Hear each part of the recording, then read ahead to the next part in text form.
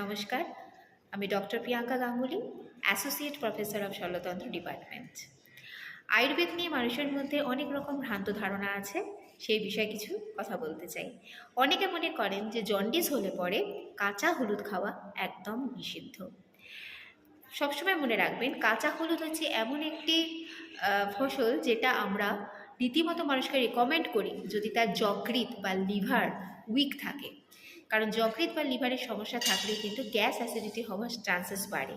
কাঁচা হলুদ যারা নিয়মিত সেবন করেন তাদের কিন্তু এই সমস্যা অনেকটাই মিটে যায়।